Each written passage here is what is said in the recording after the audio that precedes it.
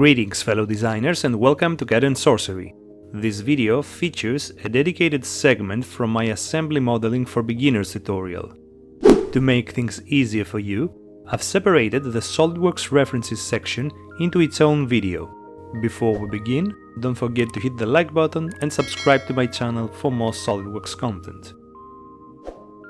Understanding how SOLIDWORKS documents collaborate and connect with one another is crucial for effective assembly management.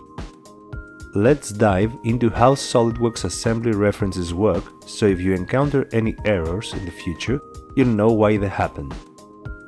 First, let's navigate to the File drop-down menu and select the Find References option. Here, you can see how an assembly document references its components based on their names and file locations. To demonstrate this, let's rename the crank SLDPRT document to something else. At first glance, everything seems to work fine. However, if you close the assembly and reopen it, a window will prompt you to locate the now missing file.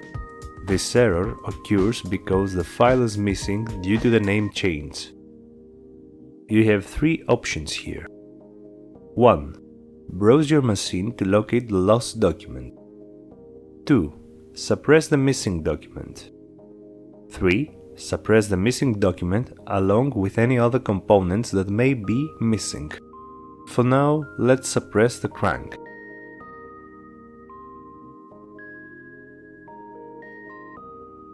As you can see, the component is marked as missing, and errors appear in the design tree. This situation can be stressful, especially in larger assemblies. Returning to the Find References window, you'll notice that the crank SLDPRT cannot be found due to the name change. If you select the Browse for File option or try to unsuppress the crank, Windows Explorer opens, allowing you to search for the missing part.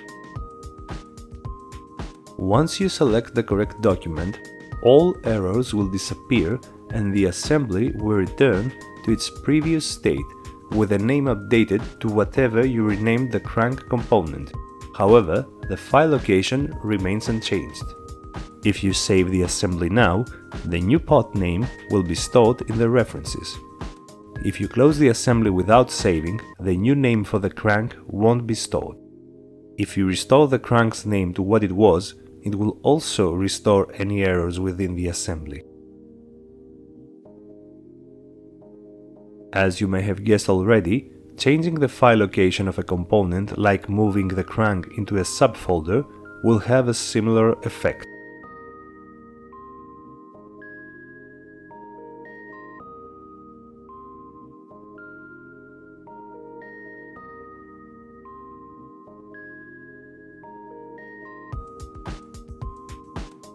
To fix this, you would need to relocate the component by browsing through the Windows Explorer.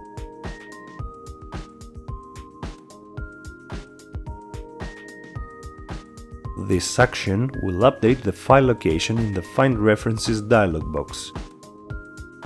Again, saving the assembly will store the new file location, while restoring the missing component to its previous file location will also resolve any errors. Now that we've covered how the referencing system works, it's clear that both file location and name are crucial when managing external references. But how do we rename or move components without causing these errors? In Windows Explorer, you can right-click on any SOLIDWORKS document and choose the SOLIDWORKS sub-menu. Among the various options available, you'll find the Rename and Move features. These tools allow you to make changes without breaking any references, unlike what we attempted earlier. Let's start with the Rename option. Once selected, you can give the existing component any name you wish. With the Update Where Used checkbox activated, you'll see a list of all the files that reference this document. When I click OK, not only does the part name change, but all files containing this part are also updated automatically. Now let's do the same for the slider pod, but this time I'll use the Move option. Again, I can change the file location through the Move To menu and with the Update Where Used option checked. All documents referencing this part will be updated accordingly. To see how this affects our assembly, let's reopen it and check the Find References option again. As you can see, the references have been updated with the new file locations and names. And that's how you can make these changes while avoiding errors.